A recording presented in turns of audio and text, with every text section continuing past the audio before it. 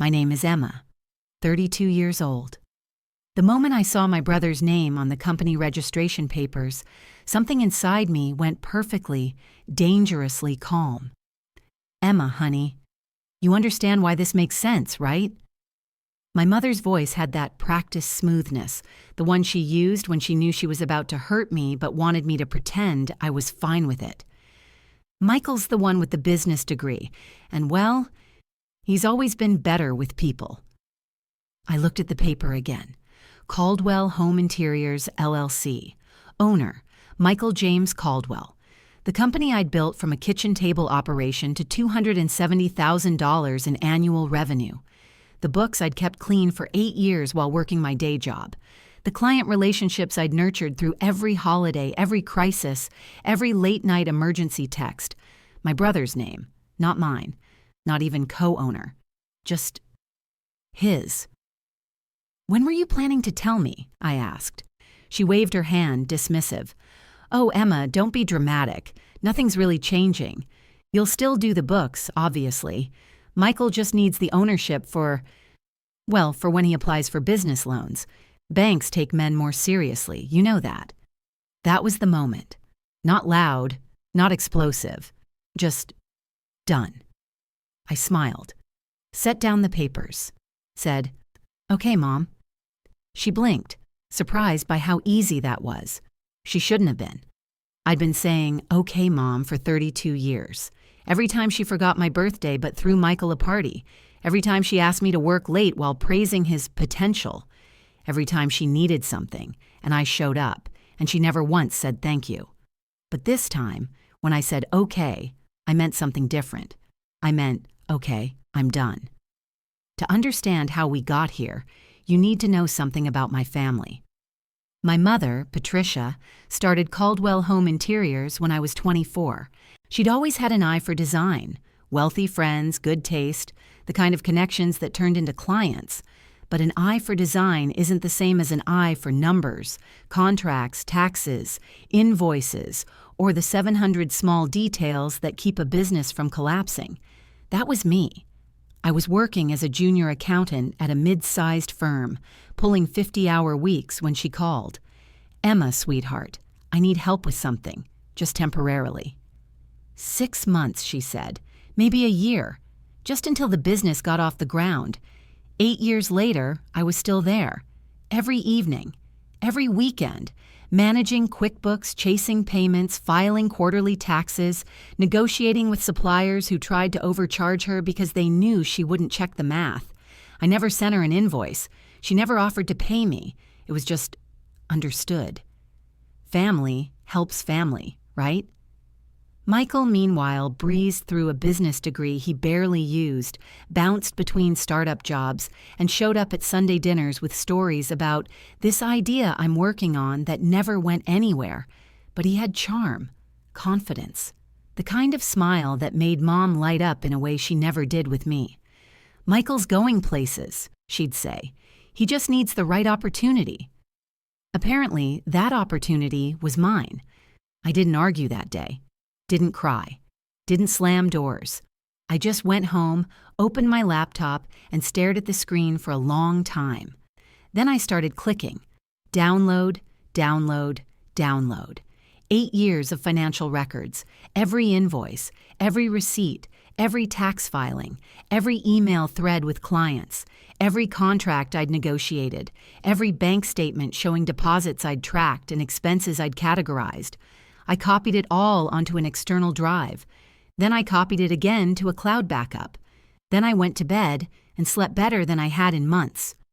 The next morning, Michael called. "Hey, Em, Mom told me about the business thing. Listen, I know it's probably weird, but honestly, it's not a big deal, right?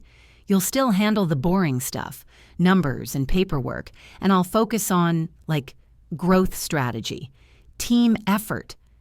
"Team effort," I repeated. "Exactly. Oh, and I'm going to need you to walk me through the QuickBooks setup this week. Mom said you're the only one who understands it. Can you swing by Tuesday?" "Sure," I said. "Tuesday works." I hung up, opened my email, typed out a message to my mother and brother.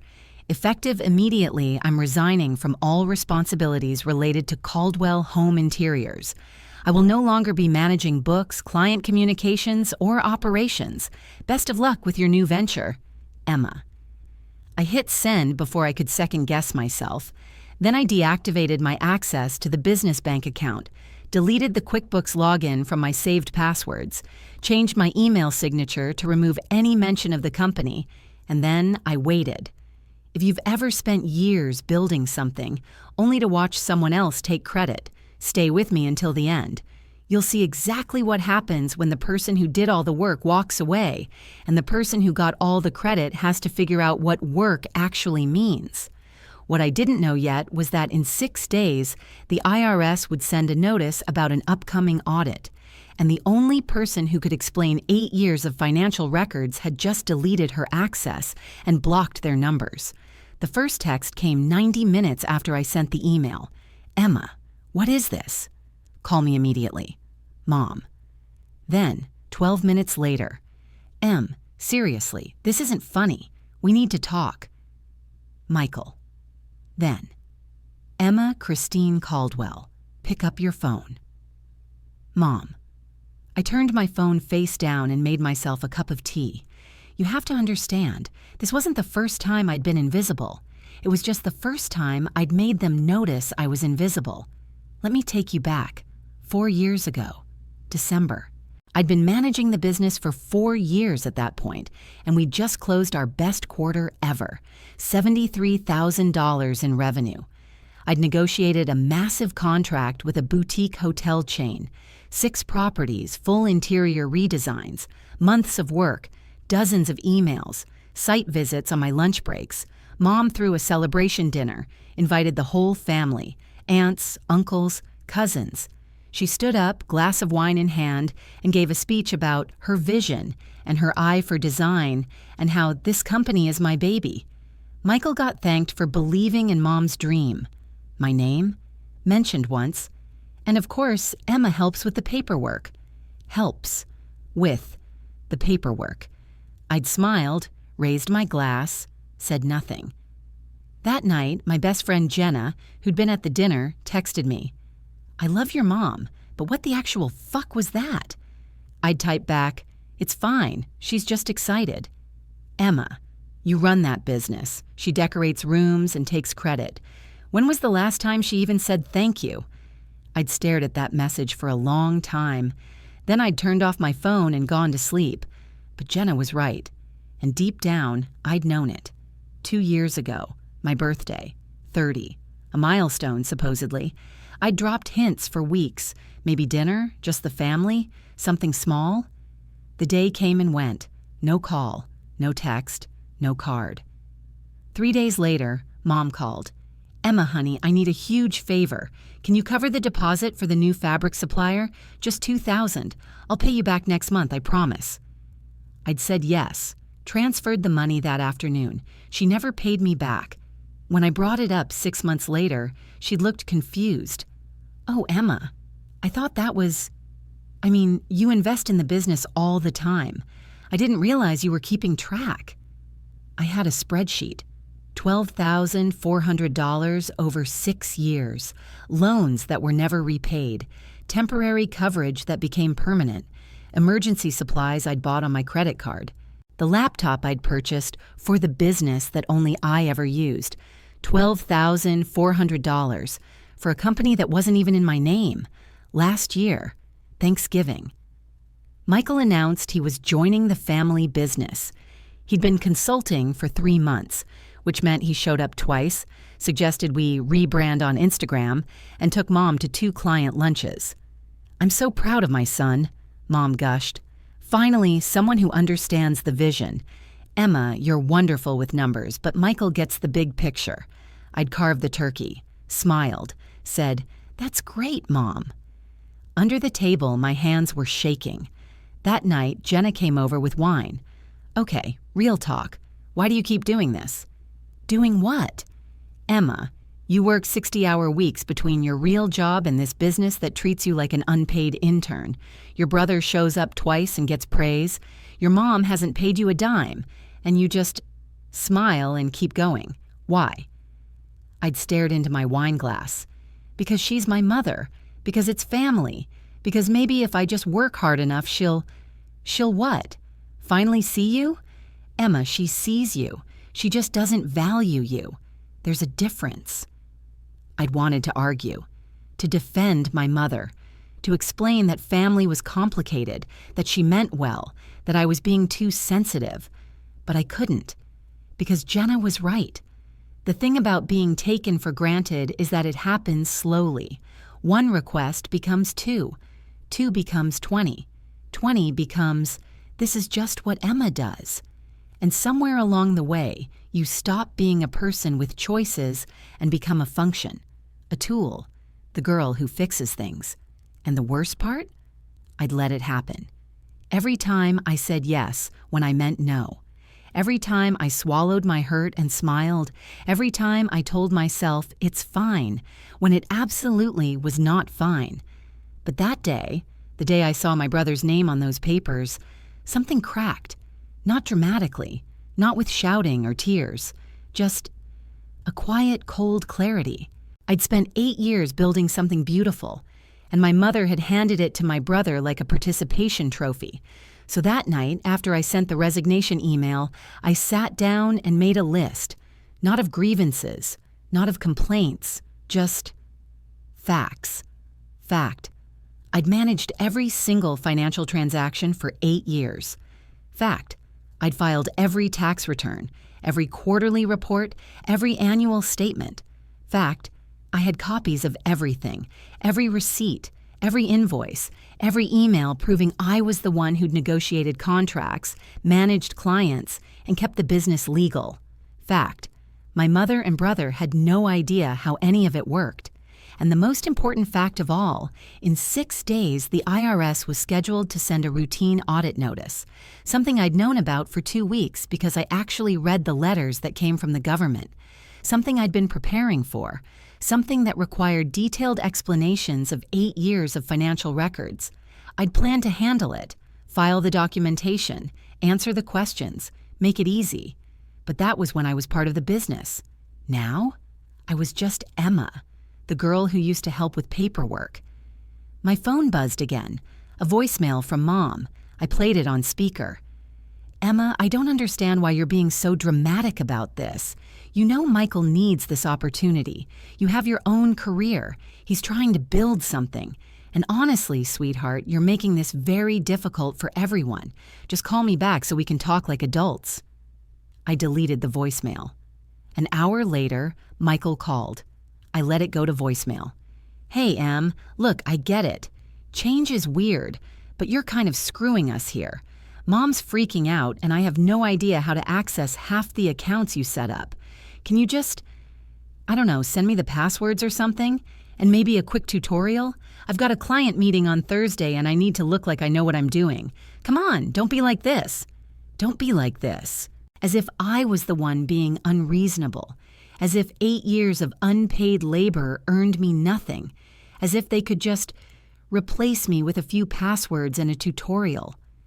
I finished my tea, opened my laptop, started looking at apartments in the city, 45 minutes away from my mother's house, far enough that, can you just swing by, wouldn't be an option anymore. Then Jenna texted, please tell me you actually did it. I did it. Oh my God, how do you feel? I thought about that. How did I feel? Free, I typed back. Terrified, but free.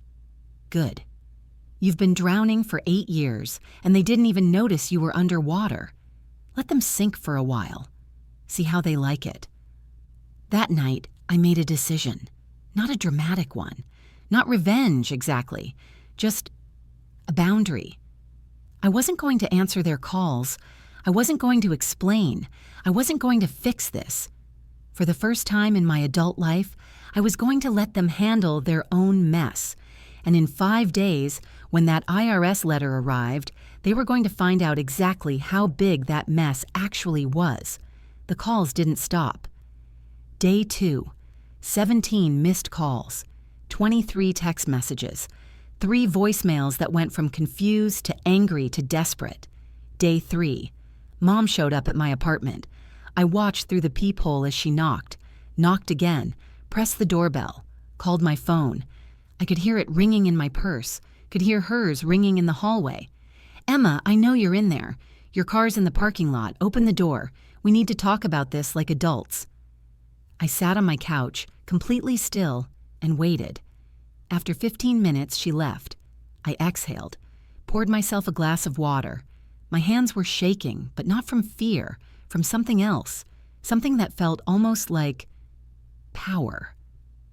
That same afternoon, I got an email from Michael's personal account, not the business one, which he apparently still couldn't access. Subject: urgent, need access, ASAP, M. This is getting ridiculous. I have 3 client meetings this week, and I can't access any of the files. I don't know the QuickBooks password. I don't know which bank account is which. I don't even know where you kept the supplier contracts. Mom says you're upset about the ownership thing, but honestly, you're acting like a child. This is a business. People are depending on us. Clients are asking questions, and you're just going to ghost because your feelings are hurt? Grow up. Send me the logins. Today. I read it twice. Then I forwarded it to Jenna with the subject line, Exhibit A. She called immediately.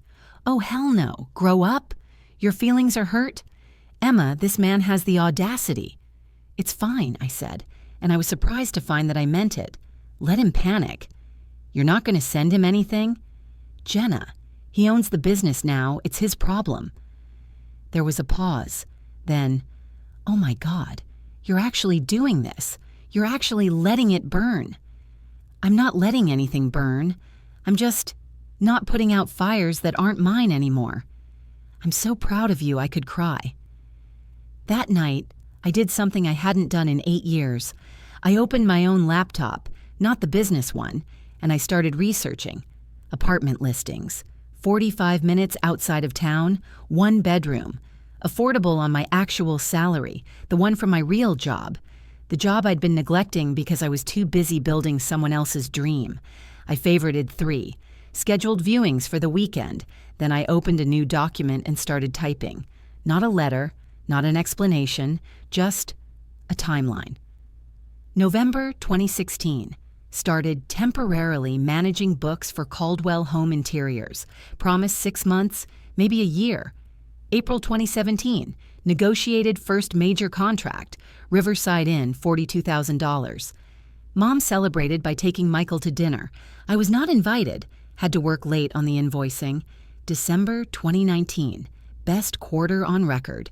$73,000. Celebration dinner. Mom thanked Michael for believing in her vision. I was mentioned once. Emma helps with the paperwork. March 2021. Loaned Mom $2,000 for fabric supplier deposit. Never repaid. When questioned, she claimed she didn't realize I was keeping track. November 2023.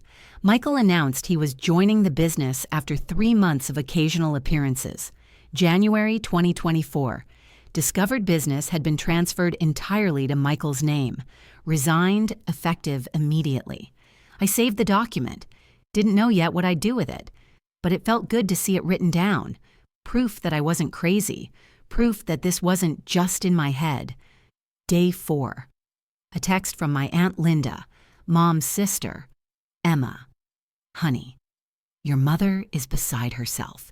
She says you quit the business and won't talk to her. What's going on? You know how much she loves you, right? Whatever this is about, I'm sure you two can work it out." I stared at that message for a long time.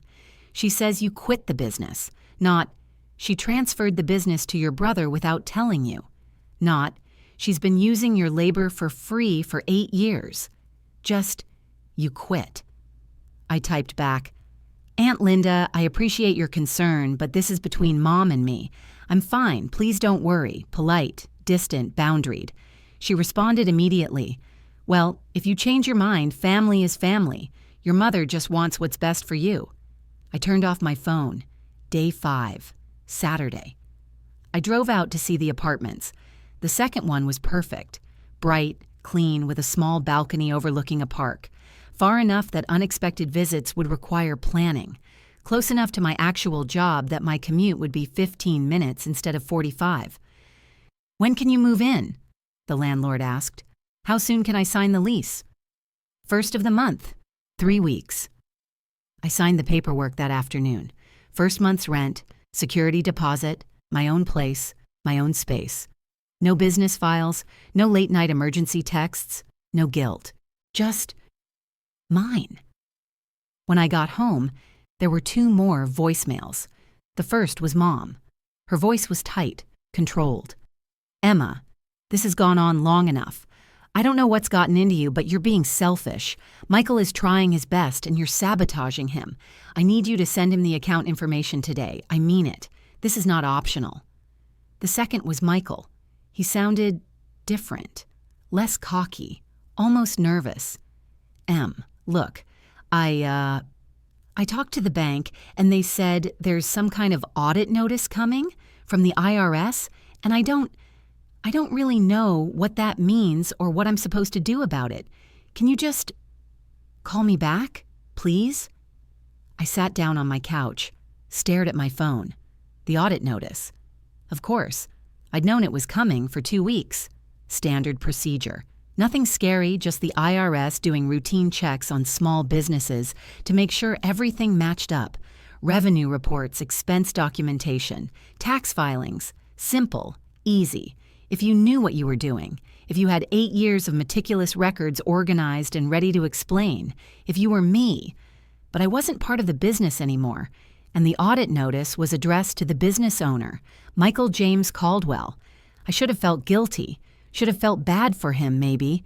He was in over his head. He'd been handed a company he didn't understand, and now the government wanted answers he didn't have. But all I felt was calm. "This is not optional," Mom had said, except it was. It had always been optional. I just never realized I was allowed to say no. I didn't call them back. Instead, I opened my laptop and sent one email to the business's official email address, the one I'd set up, the one that forwarded to my old account, the one Michael now technically controlled but probably hadn't checked, to whom it may concern. As of January 15th, 2024, I am no longer affiliated with Caldwell Home Interiors in any capacity. I resigned from all financial and operational responsibilities. Any questions regarding business records, tax filings, or account access should be directed to the current owner, Michael Caldwell. Best regards, Emma Caldwell Professional. Clean. Documented. I CC'd my personal email, saved a copy to my cloud drive. Then I blocked Mom's number, blocked Michael's number, blocked Aunt Linda's number. Not forever, necessarily. Just until I was ready. That night, Jenna came over with Thai food and wine. "Okay, scale of 1 to 10, how are you doing?" "Honestly, 8, maybe 9. And the guilt? The voice in your head saying you're a terrible daughter? Still there, but quieter." She raised her glass. "To quiet guilt and loud boundaries." We clinked glasses. Monday morning, day 6. I was at my real job, the one that actually paid me, when my phone buzzed with an unknown number. I almost didn't answer. Then I thought, what if it's the landlord? I picked up. "Hello? Emma Caldwell? Speaking. This is Patricia Caldwell. I'm calling from a friend's phone because apparently you've blocked me. We need to talk. Now." My stomach clenched, but my voice stayed steady. "Mom, I have nothing to say to you right now." "Emma Christine, you listen to me. The IRS sent a letter. Michael doesn't know how to respond. You need to come over this evening and walk him through the records. This is serious. Then Michael should hire an accountant. An accountant costs money. You can do this for free. You already know everything." And there it was. The truth she'd never quite said out loud. "You can do this for free." "Mom," I said quietly, "I don't work for free anymore. I don't work for you anymore. And I definitely don't work for Michael. Hire a professional. You are being incredibly selfish." I hung up. My hands were shaking. My heart was pounding. But I did it. For the first time in 32 years, I hung up on my mother. And I didn't call back. That evening, I got a text from an unknown number. Michael using someone else's phone. Fine. You want to be petty? Be petty. But when this audit turns into a disaster, it's on you. You're the one who kept the records. You're the one who'll have to explain why you left us hanging. I typed back one sentence. I left you the same thing you left me. Nothing. Then I blocked that number too. 2 days later, on Wednesday, 9 days after my resignation, I came home from work to find an envelope taped to my apartment door. No stamp. Hand-delivered. Inside, a letter from a law office. Not a lawsuit, a request. Dear Ms. Caldwell, we represent Caldwell Home Interiors, LLC in the matter of an IRS audit. We understand you previously managed financial records for this entity. We request your cooperation in providing documentation and testimony regarding business operations from 2016-2024. At the bottom, a phone number and a handwritten note. Emma, please, we'll pay you. Name your rate. Mom, I set the letter on my kitchen counter, stared at it for a long time. They were panicking, really panicking, and for the first time in 8 years, they needed me more than I needed them. I picked up my phone, texted Jenna. They sent a lawyer. Her response came immediately. Good. Do not do anything without a contract, and do not do it cheap. Make them pay for 8 years. I looked at the letter again, at my mother's handwriting, shaky, desperate. Please. I could help them. I could save them, like I always had. Walk in, fix everything, make it all okay. Or I could let them sit in the consequences of treating me like I was optional. I folded the letter, put it in a drawer, and I didn't call back. Not yet. Because on Friday, in 2 days, the IRS deadline for preliminary documentation was due.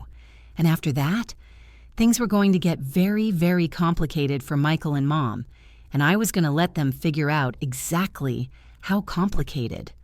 Friday morning, the deadline. I was at my desk at work when my phone started buzzing. Not the blocked numbers, those couldn't get through anymore, but my work phone, the office line. My coworker, Rachel, poked her head into my cubicle. Emma, there's someone named Patricia on line 2. Says it's urgent. Family emergency? I closed my eyes, took a breath. Tell her I'm in a meeting. Rachel hesitated. She sounds really upset. Tell her I'm in a meeting and I'll call her back when I can. I didn't call her back. At lunch, I checked my personal email. 17 new messages, all from addresses I didn't recognize. Friends of Mom's, distant relatives, people I barely knew. Subject, your mother needs you. Subject, family emergency. Please respond. Subject, don't let pride destroy your family. I deleted them all without reading past the subject lines. Then I saw one that made me stop, from Jenna. Subject, you need to see this. I opened it. Inside was a screenshot of a Facebook post from my mother's account, posted 2 hours ago. Heavy heart today. Sometimes the people you sacrifice everything for are the ones who hurt you most. Praying for my daughter Emma to find her way back to family and forgiveness. A mother's love never fails, even when her children do. 143 comments, crying emojis. Praying for you, Patricia. Stay strong, Mama. Some children don't appreciate what they have until it's gone. I read it 3 times. Then I laughed. Actually laughed, right there at my desk, because of course she'd made herself the victim, the martyr, the poor, suffering mother whose ungrateful daughter abandoned her. Not a single word about why I'd left, not a single mention of Michael's name on the business she'd given away. Just her pain, her sacrifice, her broken heart. I forwarded the screenshot to my Aunt Linda with one line. Ask her why she transferred the business to Michael without telling me. Then I closed my laptop and went back to work. At 4:30 p.m., my work phone rang again. Rachel didn't even ask this time, just transferred it directly. Emma Caldwell. Emma. Michael's voice, tight, strained. We missed the deadline. I said nothing. The IRS wanted preliminary documentation by 5 p.m. today. Bank statements, revenue reports, expense breakdowns, all the stuff you used to handle. I tried.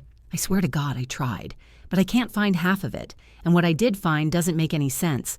The accountant Mom hired looked at it for 20 minutes and said he needs at least a week to figure out your system. It's not my system anymore, I said quietly. It's yours. Emma, please. I know you're mad. I know Mom screwed up, but this isn't just about us anymore. If we can't respond to this audit, the IRS is going to assume we're hiding something. They're going to dig deeper. There could be fines, penalties. They could shut down the whole business. Then you should have thought about that before you took ownership of something you didn't understand. There was a long silence. When he spoke again, his voice was different, smaller. I didn't ask for this. Mom she put my name on the papers and told me it was handled. She said you were fine with it. She said you didn't want the responsibility anyway. I felt something crack in my chest. Not sympathy, exactly, just clarity. She lied to you, I said. I know that now. Emma, I'm sorry, I really am. I should have asked you. I should have made sure you were okay with it before I just went along with it. But I didn't. And now we're here. And I need your help. Please. You don't need my help. You need an accountant. A real one. Someone you pay. You can't afford not to. I kept my voice level. Professional. Michael, here's what's going to happen. The IRS is going to send a follow-up notice. Probably early next week. They're going to request a full audit. Not just preliminary documentation, but a complete review. Bank records, tax returns, receipts for every business expense for the last 3 years, maybe more. Oh God. If you can't provide that, if the records are incomplete or inconsistent, they're going to assess penalties, late fees, possibly back taxes if they think something was misreported. And because your name is on the business, it's your liability, not Mom's, yours. I heard him breathing on the other end of the line, fast, shallow. But here's the thing, Michael. I kept perfect records. Every single transaction is documented. Every receipt is scanned and filed. Every bank statement is reconciled. Everything you need to pass that audit exists. So you'll help us? No, but I'll sell you the records. Silence. What? I have copies of everything. 8 years of financial documentation, organized, indexed, ready to hand over to your accountant. I'll sell it to you for $40,000. $40,000? Emma, are you insane? We don't have $40,000. Then I guess you'll have to figure it out on your own, or take out a loan, or sell something. I don't really care how you get it, but that's my price. This is extortion. No. This is 8 years of unpaid labor, calculated at minimum wage, which comes to about $63,000. I'm giving you a discount. You can't be serious. I'm completely serious. $40,000, and you get every file, every record, every piece of documentation you need. Or you can hire an accountant to reconstruct everything from scratch, which will take months and cost you more than $40,000 anyway, assuming they can even do it without access to the original source documents. Emma, please. I don't have that kind of money. Mom doesn't have that kind of money. The business barely breaks even most months. The business earned $270,000 last year. If it's barely breaking even, that's a management problem, not a money problem. Another long silence. I need to talk to Mom, he said finally. You do that. My offer stands until Monday at 5 p.m. After that, you're on your own. I hung up before he could respond. My hands were shaking. My heart was racing. But I felt good, powerful. Like I'd finally stopped letting them walk all over me and started charging admission. 10 minutes later, my phone rang. Mom. From yet another unknown number. I answered. Mom. $40,000? Her voice was shrill, furious. You want $40,000 to hand over files that belong to my business? Files you created while working for me? Files I created while working for free, for 8 years, for a business you gave to Michael without telling me. You are destroying this family. No, Mom. You destroyed it when you decided I was worth less than Michael. I'm just refusing to pretend anymore. How dare you? How dare I? How dare you? You used me for 8 years. You took my time, my expertise, my labor, and you paid me nothing. Not money, not gratitude, not even basic respect. And when I finally asked for something, just to be included, just to be valued, you handed everything I built to my brother and told me to keep working under him. So no, I'm not the one who destroyed this family. I'm just the one who stopped pretending it was okay. If you don't help us, we could lose everything. Then lose it. I'm not responsible for fixing your mistakes anymore. I hung up, and this time I turned off my phone completely. That evening, Jenna came over. I told her everything. "Holy shit," she said when I finished. "You actually did it. You named your price." I did. "How do you feel?" I thought about it. Scared, guilty, but also, right. Like I'm finally standing up instead of just bending over and taking it. Good, because that Facebook post your mom made? That's manipulation. She's trying to turn people against you so you'll cave and come running back.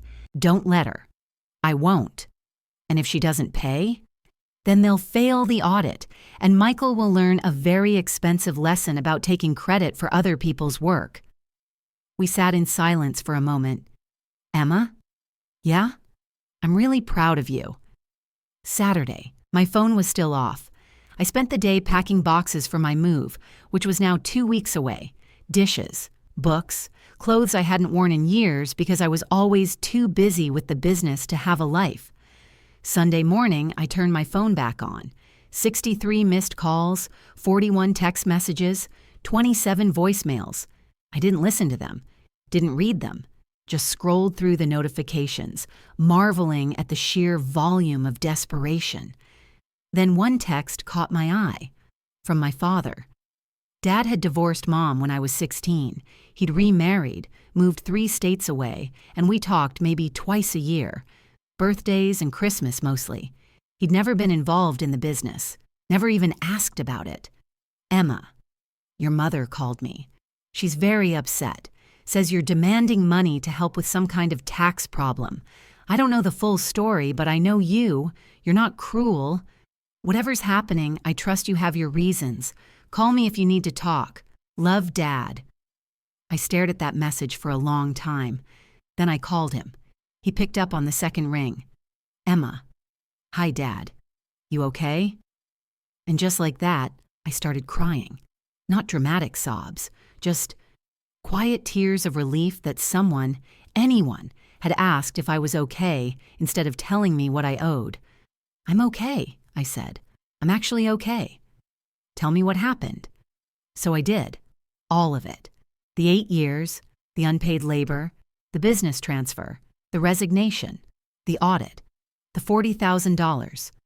When I finished, he was quiet for a moment. Then he said, "Good for you." "What?" "Good. For you. Emma, your mother is a lot of things, but fair has never been one of them. I watched her do this to you your whole childhood. Put Michael first, expect you to just accept it, then act shocked when you got hurt. I should have said something then. I didn't. I'm sorry. Dad, but I'm saying it now. You don't owe her anything. Not forgiveness, not free labor, not $40,000 worth of bailout. She made her choices. Let her live with them." She says, "I'm destroying the family." She destroyed the family when she taught your brother that he could succeed without working, and taught you that working wouldn't get you recognized. All you're doing is refusing to participate in that dynamic anymore. That's not destruction. That's self-preservation. I wiped my eyes. Thank you. Keep me posted, okay? And Emma? Yeah? Don't take less than $40,000. In fact, charge them $50. Consider it back pay for every birthday she forgot. I laughed through the tears. Monday morning, 5 p.m. deadline. My final offer. At 4:45 p.m., I got an email from Michael. Subject line, payment arrangement proposal. I opened it. Emma, we can't pay $40,000 up front, but we can do $10,000 now and $5,000 a month for 6 months. I talked to the accountant Mom hired. He says if we can get him your records this week, he can file for an extension on the audit and have everything ready in time. Please, this is the best we can do. Michael. I read it twice. $30,000 over 6 months. With no guarantee they'd actually follow through after they got the files. I typed back, $20,000 up front, $10,000 on delivery of files, $10,000 within 30 days. Contract required. Miss a payment and I report the breach to the IRS myself. Non-negotiable. You have until midnight. I hit send. At 11:42 p.m. I received a reply. Deal. I'll have the contract drawn up tomorrow. I closed my laptop and I smiled. They'd pay. They'd pay $20,000 for something they'd gotten free for 8 years. And even then, I was still giving them a discount. The contract arrived on Wednesday. 3 pages. Legal language. Payment terms. Confidentiality clause. I read that last part twice. Both parties agree not to discuss the terms of this agreement or the circumstances leading to it with any third parties, including but not limited to family members, friends, or social media. They wanted to buy my silence along with my files. I called the lawyer who'd drafted it. I have some revisions. Ms. Caldwell, the terms are quite generous. Remove the confidentiality clause. Silence. I'm sorry, could you repeat that? Remove it. I'll sign everything else. But I'm not agreeing to stay quiet about why I left or what they owe me. That's not negotiable. Ms. Caldwell, my client specifically requested, then your clients can negotiate directly with the IRS. I'm sure they'll find that conversation much more pleasant than negotiating with me. He put me on hold. 3 minutes later, he came back. The clause will be removed. I'll send the revised contract within the hour. I signed it that afternoon. $10,000 arrived in my account on Thursday. Electronic transfer, clean, immediate. I packaged up the files that evening. 8 years of records on 2 external drives, encrypted, password protected. I handed them to Michael in the parking lot of a Starbucks on Friday morning. He looked terrible. Dark circles under his eyes, rumpled shirt, the cocky confidence completely gone. Thank you, he said quietly. He reached for the drives. I held them back. Before I give these to you, I need to say something. He waited. You knew, Michael. Maybe not consciously. Maybe you didn't want to think about it. But you knew I was doing all the work. You knew Mom wasn't paying me. You knew she valued you more, and you let that be enough. You didn't ask questions because you didn't want to know the answers. His jaw tightened. You're right. I blinked. I'd expected defensiveness, excuses, not agreement. I knew, he continued, or I should have known. I wanted Mom to be proud of me so badly that I didn't care how it happened, and that makes me complicit. I'm sorry, Emma. Really. I know it doesn't fix anything, but I am sorry. I handed him the drives. The password is on the sticky note. You have 30 days to pay the second installment. I won't forget. We'll see. I walked away before the guilt could creep back in.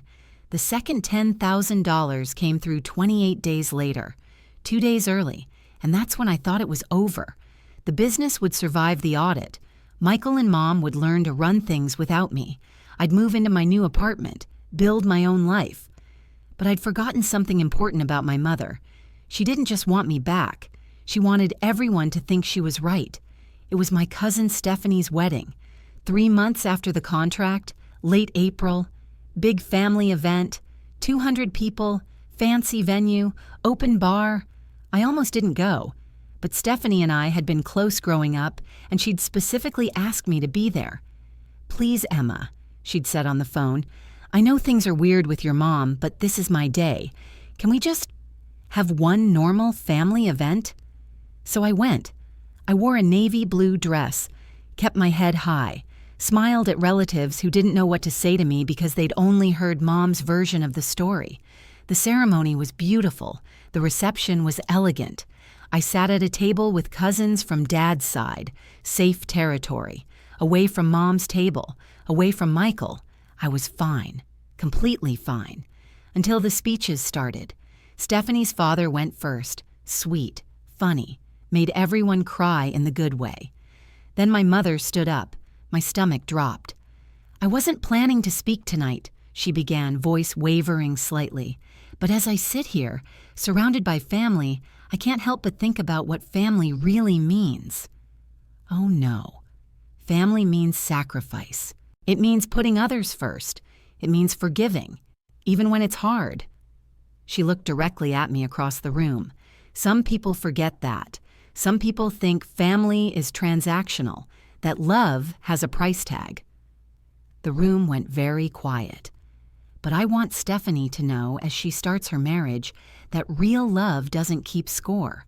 Real love doesn't demand payment for kindness. Real love doesn't abandon people when things get difficult. My cousin Jenna, different Jenna, same name, whispered, "Is she seriously doing this at a wedding?" "I raised 2 children," Mom continued. "I gave them everything I had, and I'd do it again even if—" Her voice broke. Perfect theatrical timing.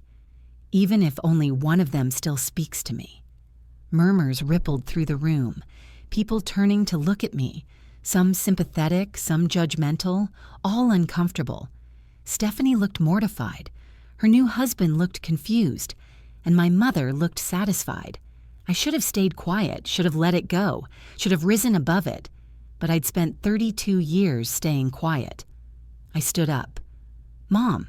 She turned to me, eyes wide, surprised I'd respond, maybe hoping I'd apologize, make a scene, prove her point. "You're right," I said. My voice was steady, calm. Real love doesn't keep score. I pulled out my phone, opened my email, projected my voice so the whole room could hear. "So let's talk about what real love looks like. Real love is managing someone's business for 8 years, for free, while working another full-time job, filing their taxes, chasing their invoices, negotiating their contracts." Mom's face went pale. "Emma, this is not the time. Real love is loaning your mother $2,000 when she needs it and never asking for it back. It's covering business expenses on your own credit card. It's working every evening and every weekend so she can tell her friends how successful her company is." People were staring now, really staring. "And real love," I continued, "is not transferring that entire business to your son without telling your daughter. It's not putting his name on 8 years of her work. It's not expecting her to keep doing that work for free under his management." "You're making a scene," Mom hissed. "No, Mom, I'm telling the truth. Finally." I looked around the room, at my aunts and uncles, at cousins I'd grown up with, at my father, who'd arrived late and was standing near the back, watching with an unreadable expression. Since Mom brought up family and love in her speech, I think everyone should know the full story. The business she's so proud of, the one she built from the ground up, I built it. I managed every single financial transaction. I grew it from a kitchen table hobby to a $250,000 company. And when she decided to hand it to Michael, she didn't tell me, didn't ask me, didn't even thank me for the 8 years I gave her. "That's not," Mom started. "I have the records, the emails, the bank transfers, the loan receipts she never repaid. I have a signed contract where she and Michael paid me $20,000 just to get access to the files I created, files they needed to survive an IRS audit because neither of them knew how to run the business without me." Gasps. Actual gasps. Michael stood up from his table. "Emma, stop." "Why? Because it's embarrassing? Because people might find out the truth? You got paid in ownership, Michael. I got paid in nothing. And when I finally asked for something, just recognition, just respect, I was told I was being dramatic." I turned back to my mother. "So when you stand up at my cousin's wedding and talk about real love and sacrifice and family, remember this. I gave you 8 years of real love. You gave me betrayal.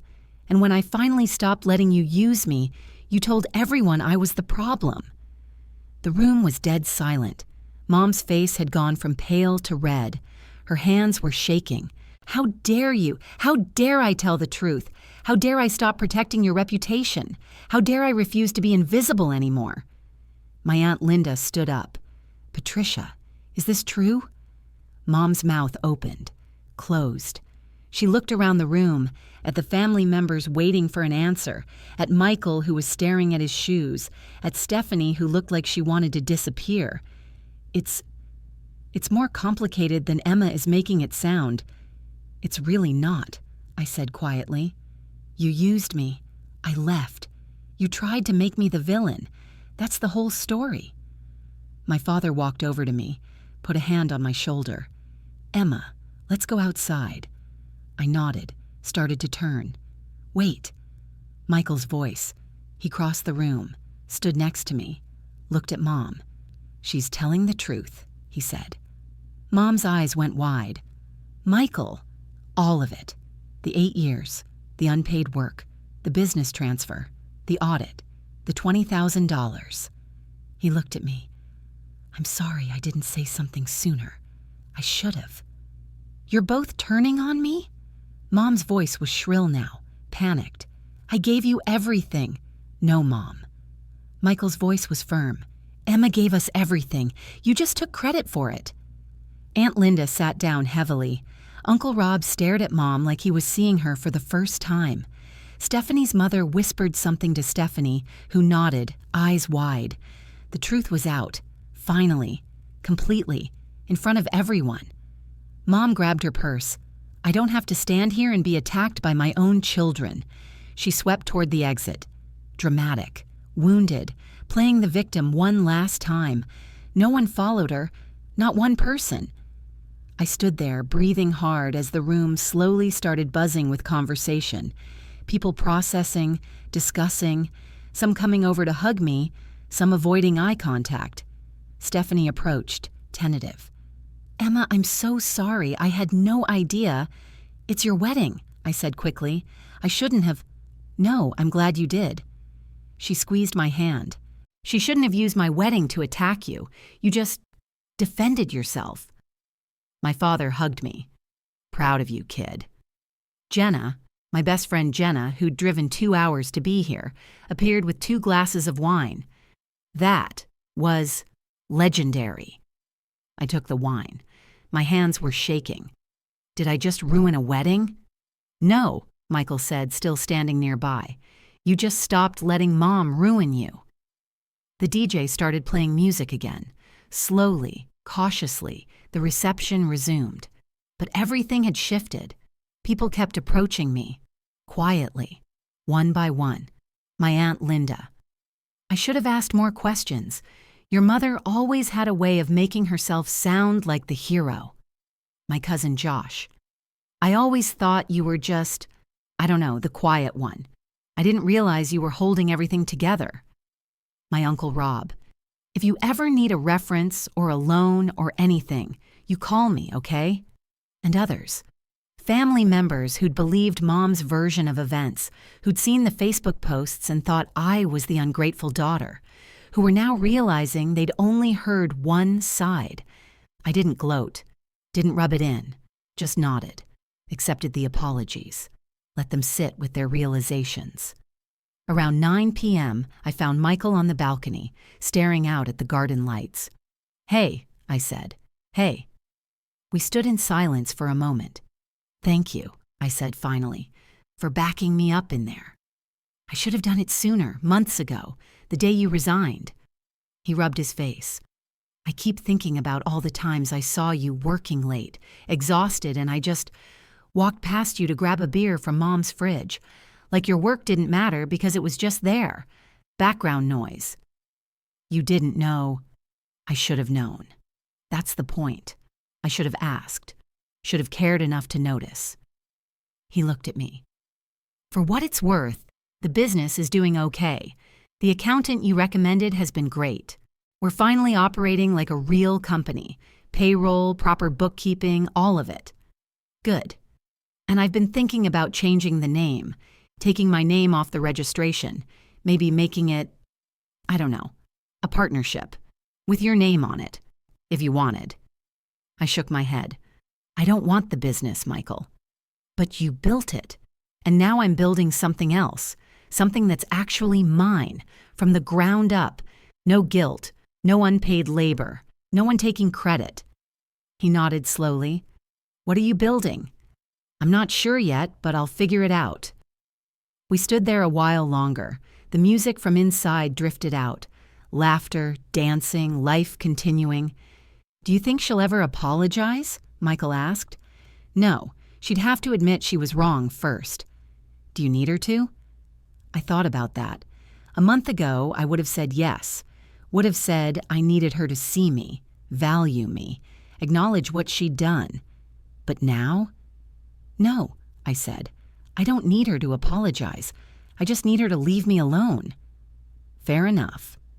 Inside, Stephanie was throwing her bouquet, bridesmaids scrambling, laughter and cheers, a new beginning for her, and maybe for me too.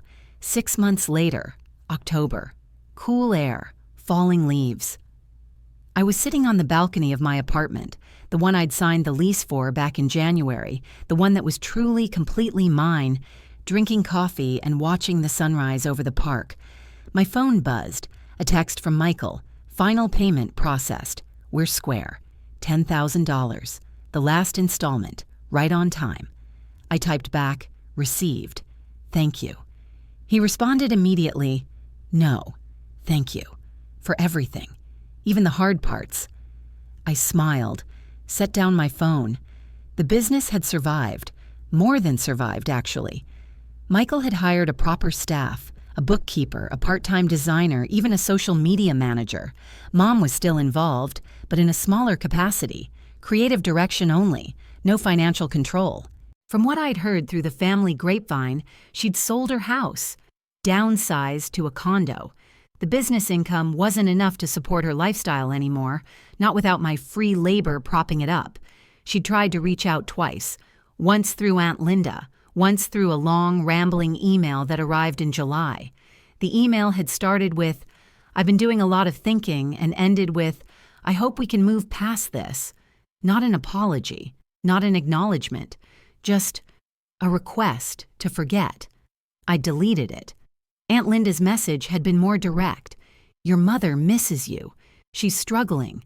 Would you consider having coffee with her? Just to talk? I'd replied, I'm not ready. Maybe someday. But not now. That was 5 months ago. She hadn't asked again. The truth was, I didn't miss her. Not the way I thought I would. I missed the idea of her, the mother I'd wanted her to be, the one who valued me, saw me, celebrated me. But the actual woman? The one who'd used me for 8 years and then tried to rewrite history when I left? I didn't miss her at all. What I did miss, sometimes, was the fantasy that things could be different, that families were supposed to be safe, that mothers were supposed to protect their daughters, not exploit them. But that wasn't my reality, and pretending it was had nearly destroyed me. So I let it go. My work life had changed, too. I'd gotten a promotion at my real job, the one that actually paid me, senior accountant, 20% raise, office with a window. My boss had pulled me aside in March and said, I don't know what happened in your personal life earlier this year, but you seem lighter, focused. Whatever you're doing, keep doing it. I'd started saying no to extra projects that weren't my responsibility, to colleagues who wanted me to cover their work, to clients who demanded immediate responses at 8 p.m. And the strangest thing happened. People respected me more, not less. Boundaries, it turned out, didn't make you difficult. They made you professional.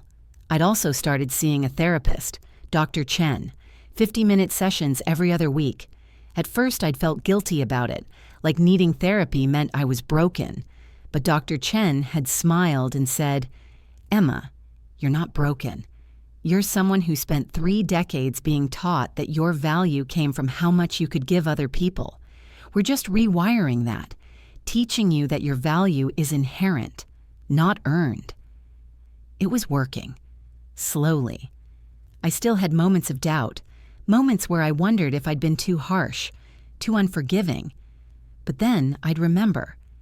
I didn't destroy the relationship with my mother. I just stopped maintaining it alone. In August, I'd gone on a date. First one in 2 years. A guy named Aaron I'd met at a coffee shop. He was a teacher. Kind eyes. Terrible jokes. On our third date, he'd asked about my family. "It's complicated," I'd said. "Most families are." "I don't really talk to my mother anymore." He'd nodded. Didn't press. Just said, "That must have been a hard decision." It was, but it was the right one. Good. Life's too short to keep people around who make you feel small. We'd been seeing each other for 2 months now. Nothing serious yet, but potential. The kind where you're not sure if it'll become something big, but you're enjoying finding out. He'd never met my family, didn't need to. We were building something separate, clean, ours. Last week, I'd gotten a message from Stephanie, the cousin whose wedding had become the site of my public truth-telling. "Emma, I know this is random, but I wanted you to know. Your speech at my wedding changed my life. Not because of the drama, though let's be honest, it was iconic, but because of what you said about real love not keeping score. I've been thinking about that a lot in my marriage, about how easy it is to start tallying who does more, who sacrifices more, who deserves more credit. Your story reminded me that real partnership means both people showing up, not one person carrying everything while the other takes credit. So thank you for being brave, for telling the truth, for showing all of us what it looks like to stop accepting less than you deserve." I'd cried reading that. Good tears. The kind that means something you did mattered. September brought another surprise. My father called. "Emma, I have something to tell you, and I want you to hear it from me first." My stomach clenched. "Okay." "Your mother called me last week, asked if I'd talk to you, convince you to reconcile." "And?" I told her no. I blinked. "You did?" "I told her that I failed you as a father by not standing up to her when you were growing up, by not protecting you from the favoritism, the emotional manipulation, all of it. And I wasn't going to fail you again by pressuring you to go back to someone who hurt you. Dad," I also told her that if she wants a relationship with you, she needs to earn it. Real apology, real change, not just words. And until she's willing to do that work, she should leave you alone. "What did she say?" He paused. "She hung up on me." I laughed. Couldn't help it. Of course she did. "Emma, I know I can't make up for the past, but I want you to know, I see you, I'm proud of you, and I will never ask you to make yourself smaller to make someone else comfortable, not even your mother." "Thank you, Dad." "I mean it. You're doing great, kid. Better than great. You're thriving." And he was right. I was. October 15th, 7:45 a.m. I was getting ready for work when my phone rang. Unknown number. I almost didn't answer, but something made me pick up. "Hello? Emma." Mom's voice, quiet, tentative. "Please don't hang up." I should have. Should have ended the call and blocked the number, but I didn't. "I'm listening." A long pause. I could hear her breathing, struggling. I wanted to tell you that I've been in therapy. Since July, Dr. Rothstein. She specializes in family dynamics. I said nothing. She's been helping me understand some things about how I treated you, about favoritism and, her voice cracked, and how I made you responsible for things that weren't your job, how I took you for granted. Still, I waited. I don't expect you to forgive me. I don't even know if I deserve forgiveness. But I wanted you to know that I'm working on it, on myself, on understanding why I did what I did. "Okay," I said finally. "That's it? Just okay?" "Mom, I appreciate that you're in therapy. I genuinely do, but I need more than words. I need time. I need to see actual change, not promises, not apologies, Change. What does that look like? I don't know yet, but I know that I'm not coming back to the way things were. Ever. If we're going to have a relationship, it has to be different. Equal. With boundaries. I understand. Do you? Because understanding means accepting that I might never trust you the way I used to. It means accepting that our relationship might always be limited. It means not guilting me, not manipulating me, not making yourself the victim when I enforce boundaries. Silence. Then quietly. I can try. Trying isn't enough. You have to actually do it. I know. Another pause. Emma, can I ask you something? What? Do you think there's a chance we could ever, I don't know, have coffee, just talk? Not now, I know you're not ready. But someday? I looked out at the park, at the sunrise, at the life I'd built without her. Maybe, I said. Someday. But not soon. Okay. She sounded relieved, like maybe someday was more than she'd expected. Thank you for not hanging up. Mom? Yes? If you really want to change, you need to apologize to Michael too, for putting him in an impossible position, for using him as the golden child and making him complicit in how you treated me. I will. Good.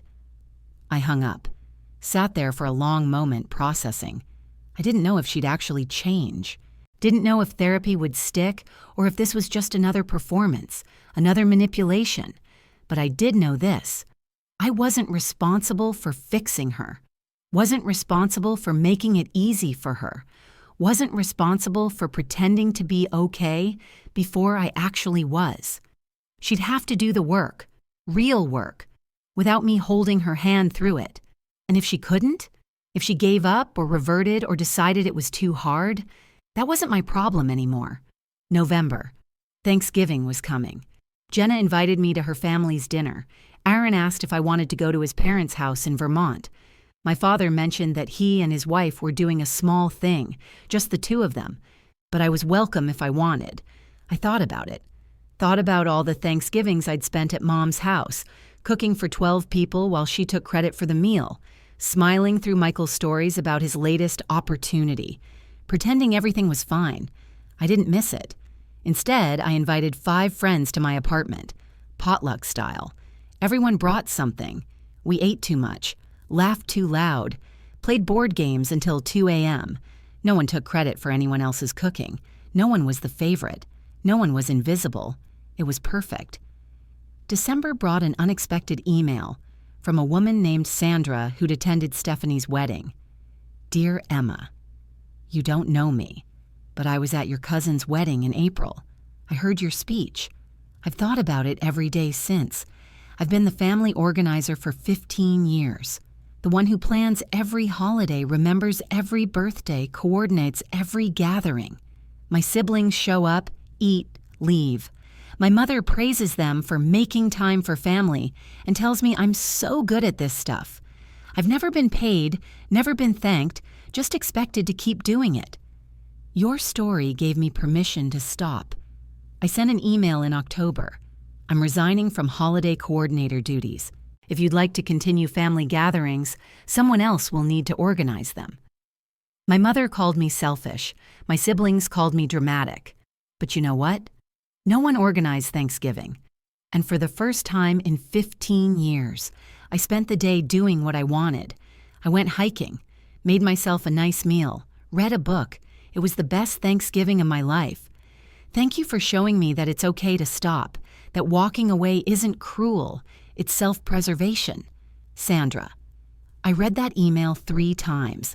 Then I wrote back, Sandra, I'm so proud of you. Enjoy your freedom. You earned it. That's the thing about telling the truth. You never know who's listening, who needs to hear it, who's been drowning in the same water and just needed permission to swim to shore. January, 1 year since I'd resigned. I was at my desk at work when Michael texted, Can I call you? Sure. My phone rang 30 seconds later. Hey, Em. Hey. So, I wanted to run something by you. The business is doing well, really well. We're on track to hit $350,000 this year. That's great. Yeah. And I've been thinking, I want to rebrand.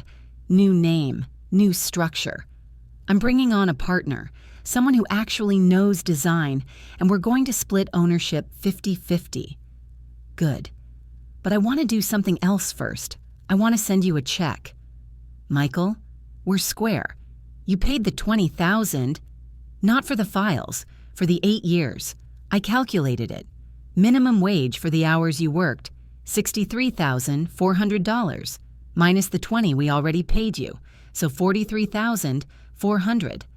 I went very still. You don't have to. I do. You were right. At the wedding, you built this, and you were never paid. So I'm paying you, not as a favor, not as charity, as what you're owed. Michael, the check's already in the mail, should arrive tomorrow. I'm not asking for permission. I'm telling you it's done. I didn't know what to say. Thank you, I managed finally. No, thank you. For everything you did, and for walking away when we didn't deserve you. The check arrived on Tuesday, $43,400. I deposited it, stared at my bank account balance. It was the most money I'd ever had at once, and it felt like vindication, like proof that I wasn't crazy, wasn't dramatic, wasn't ungrateful. I was just someone who'd finally stopped working for free. February. 1 year and 1 month since I'd resigned. I was having coffee with Aaron when my phone buzzed. A text from Mom. I'm still in therapy. Still working on myself. No pressure. Just wanted you to know I haven't given up. I showed Aaron. What do you think? I think it's progress. Not enough, but progress. Should I respond? Do you want to? I thought about it. Not yet. Then don't. She can wait. So I didn't respond. Just pocketed my phone and went back to my life. The life I'd built. The one where I was valued, respected, paid. The one where I wasn't invisible anymore. March. I got a promotion. Director of accounting. Corner office. Salary I'd never dreamed of. My boss shook my hand. You've earned this, Emma. We're lucky to have you. You've earned this. Not, you're so good at this stuff. Not, you should be grateful for the opportunity. Just, you earned it. I cried in my car on the way home. Happy tears. April. Stephanie called. Emma, I'm pregnant. Oh my God, congratulations. Thank you. And listen, I wanted to ask you something. Would you be the godmother? Stephanie, are you sure?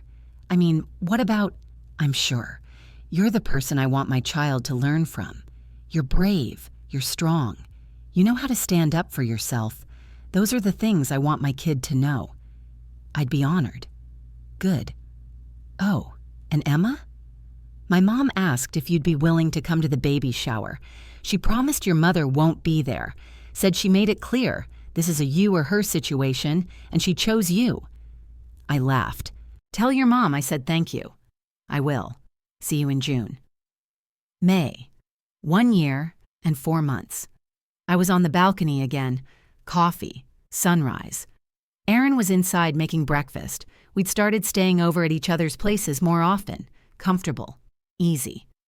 My phone rang. Dad. Hey kiddo, got a minute? Always. I wanted to give you a heads up. Your mother reached out again, asked if I'd facilitate a conversation between you two, mediated, with her therapist present. What did you tell her? I told her I'd ask you, but that it's entirely your choice. No pressure from me, no guilt, just, if you want to, the option is there. I watched the sun rise higher, thought about the woman I'd been a year ago, invisible, exhausted, desperate for recognition, and the woman I was now, seen, valued, free. Tell her I'll think about it. That's fair. But Dad? Yeah? Tell her that if we do meet, it's on my terms, neutral location, time limit, and the second she makes it about her feelings instead of her actions, I'm done. I'll tell her. And Dad? Thanks for letting me set the boundaries, for not pushing.